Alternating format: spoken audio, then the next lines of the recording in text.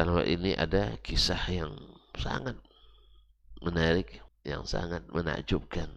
Jadi seperti yang diceritakan Syekh Abdurrahman Al-Mutawakkil, dia dengarkan dari seorang syekhnya, datang kepadanya seorang laki-laki menceritakan kasus yang dia alami sendiri, yaitu dia sedang punya uang, uang itu mau dipakai, dipinjamkan oleh saudaranya. Saudaranya, sudah kandungnya, dia minjam uang. Di saat uang itu mau dipakai, janjinya sebulan, ditelepon. Abang, kalau karena orang Arab nggak tahu kita entah abang tuh ya. Akhi, mana uang yang kemarin? Apa dia bilang? Uang yang mana? Oh, sebulan dah lupa dia bang. Sebulan. Tidak ada, saya tidak pernah minjam. Rushtaki. Pergilah ngadu kemana pun. Coba bayangkan. Sakit tidak hatinya tuh. Oh dia bilang begini aja. Maaf ya. Ya saya belum bisa bayar. Itu udah sakit juga hati dibuatnya kan. Karena janjinya sebulan. Saya nak pakai uang ini sebulan nanti. Nah, sekarang pakailah dulu. Tolong kembalikan sebulan. Apalagi dia bilang, saya tidak pernah ngambil duit. Mengadu-ngadu kemanapun. Ke langit pun ngadu tidak apa-apa. Ya, saya begitu. Akhirnya ngadulah ke maknya. Pergi ke maknya, mak. Sebulan kemarin ngambil duit sama saya, tapi dia tidak mau. Tidak mengakui. Maknya langsung berdoa yang buruk-buruk untuk anaknya itu. Doa orang tua itu kan, ya, kalau doa buruk tuh, ya kalau diijabah oleh Allah SWT, dia terbuka baginya jalan tol ke surga neraka. Ngadu lagi ke abangnya yang tertua, dia juga mengecam dan melaknat saudaranya ini dengan doa-doa yang ini dia yang ceritakan. Andainya Allah kabulkan, dia sudah dibakar di dunia sebelum di akhirat dengan doa itu. 3 hari setelah itu, saya duduk di masjid mendengarkan kajian tentang keutamaan memaafkan. Karena yang begini ini kan diantara caranya adalah dengan memaafkan. Lalu dia ketika itu mendengarkan keutamaan memaafkan, apalagi memaafkan saudara yang ini, ya. Lalu dia terenyuh mendengarkan kajian itu. Lalu dia bilang, di mana solatku? Ternyata solat, puasa, sedekah, ya, itu tak ada berguna kalau hubungan rusak. Apa jalannya sekarang? Untuk menjaga supaya solat saya tidak rusak, supaya puasa saya tidak hilang, supaya sedekah saya tidak dicukur. Akhirnya dia berjanji pada Allah SWT akan memaafkan saudaranya ini. Ya, karena kalau begini kan sakit hatinya. Kalau udah sakit hati pasti tak akan dekat-dekat lagi. Lalu dia berazam akan memaafkan saudaranya ini. Subhanallah. Lalu dia telepon, akhi, assalamualaikum. Apa jawaban di sebelah? Assalam wala kalam. Tak ada jawab salam pun tak dijawabnya. Mabi salam. Mau minta uang lagi, utang. Tak ada, saya tak ada utang. Adu-adu kemana pun dan ke seluruh dunia. Tak apa-apa katanya. Dengarkan dulu. Saya tidak minta utang lagi. Justru saya akan umumkan di keluarga kita. Karena dia sudah tahu juga diadukan ke mak tadi kan. Tambah sakit, tambah punya masalah karena sudah diketahui oleh keluarganya. Cara saya justru untuk mengumumkan ke keluarga kita bahwa kamu sudah bayar utang itu. Nanti besok malam kita berkumpul di rumah mak, rumah keluarga. Kita makan malam bersama. Di sana nanti akan kita bertemu. Kumpul keluarga. Datang nih memang. Datang. Lalu di depan keluarga dia umumkan, sesungguhnya saya ini syukuran karena saudaraku ini sudah membayar utangnya kepada aku. Padahal belum. Tapi diumumkan untuk membersihkan nama baiknya yang tadi rusak. Karena sudah diadukan ke mak dan diadukan keluarga yang lain. Itu rusak tuh. Sebenarnya kan tidak perlu diadukan kan. Tapi karena sudah diadukan rusak jadinya. Makanya dia merasa berdosa. Apa kafaratnya? Maka dia berjanji pada Allah memaafkan. Karena dia sudah, kan merusak tuh bang. Saya mau utang ke abang misalnya, awalnya kita berdua aja yang tahu. Lepas itu bang kasih tahu Ustaz, dah habis tahu ke kiai ini, dah habis tahu Pak Ali. Akhirnya Pak Ali mulai menengok saya. Ustaz apa nih katanya kan, utang tak dibayar, bayar. Tentu ketika saya tahu abang sudah menyebar begini, gara-gara tadi, tentu saya rusak juga perasaan saya. Akhirnya dia menembus itu dengan apa? Berjanji pada Allah untuk menyelamatkan salatnya, menyelamatkan puasanya, menyelamatkan sedekahnya, menyelamatkan amal yang lain supaya dia tidak cukur oleh itu dengan memaafkan saudara itu. Di depan keluarga yang tadi dia sudah bercerita tentang dia tidak mau bayar utang, dia umumkan utang sudah dibayar. Ibunya pun terharu dan mengusap-usap punggung anaknya. Barakallahu laka fi ya waladi, semoga Allah berkahimu. Dan seterusnya. Abangnya yang tadi juga minta maaf.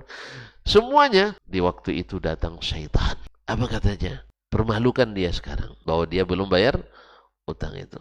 Ada godaannya. Tapi lalu dia bilang, ya nafsu, wahai hati, wahai jiwa, innaki ahadtillah, kamu berjanji sama Allah. Ini janji dengan Allah, kau semua akannya. Alhamdulillah dia bilang, Paghalaba imani wasawisa syaitani. Alhamdulillah syaitan terkalahkan oleh iman saya waktu itu. Alhamdulillah kami selesai, lega semua keluarga, hubungan kembali baik, hubungan kembali normal. Nah, subhanallah, menjelang tidur saya sholat 2 rakaat katanya. Di dalam sujud, sunat dia, dalam sujud saya katakan, Allahumma inni bi'tuka mazlamati. Ya Allah, kezaliman saudaraku ini, kan kezaliman kan dituntut di akhirat. Sekarang ya Allah, saya jual kepadamu. Dibeli mahal enggak sama Allah? Memaafkan itu. Mahal enggak di sisi Allah? Nah, antum nganggu-nganggu aja. Ada dalilnya. Nah, apa dalilnya? Allah mengatakan dalam surah Asy-Syura yang 40, "Faman afa wa aslaha fa ajruhu 'ala Allah." Siapa yang memaafkan untuk mendamaikan, islah, pahalanya menjadi tanggungan Allah. Di sini Allah tidak sebutkan pahalanya ini tidak, tapi ditanggung oleh Allah. Kalau Allah yang nanggung, maknanya apa? Besar apa kecil? Besar. Tidak ditentukan dengan jumlah tertentu. Makanya kalau nak cari pahala yang ada jumlah-jumlah tertentunya, antum jangan batasi. Karena itulah ketika dengar fatwa misalnya membaca surah apa?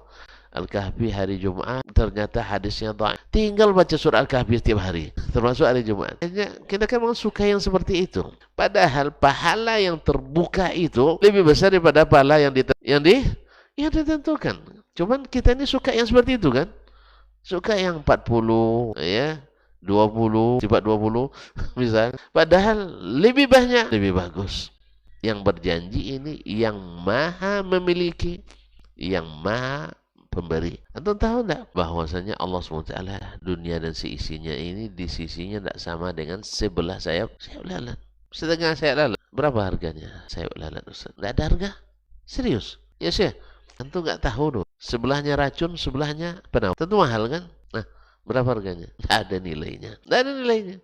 Makanya serahkan kepada Allah berapa jumlahnya. Fa'ajruhu 'ala Allah. Selepas itu saya tidur katanya. Dalam mimpi menjelang subuh, tiba-tiba pintu saya diketuk orang. Assalamualaikum. Waalaikumsalam. Manit Tariq?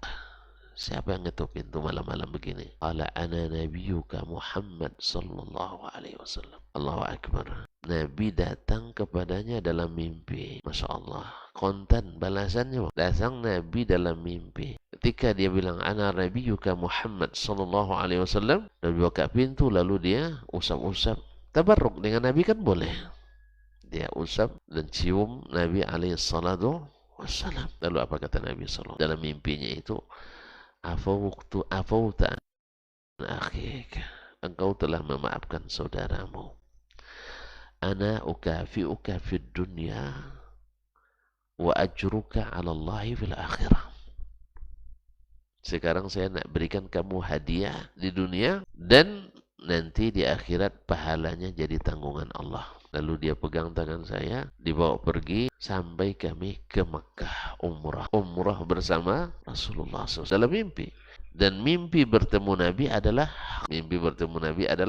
hak man ra'ani fil manam faqad ra'ani. Siapa yang melihatku di dalam mimpi, berarti dia benar-benar melihatku. Fa inna syaitana la yatamatsalu bih. Karena syaitan itu tak menyerupaiku. Lalu dibawanya tawaf. Di mana tawaf? Iya di mana? Di Ka'bah. Tidak boleh tawaf sembarang tawaf aja. Nanti tawaf pula di Pasar Useng nanti. Tidak ada Pasar Useng lagi sekarang.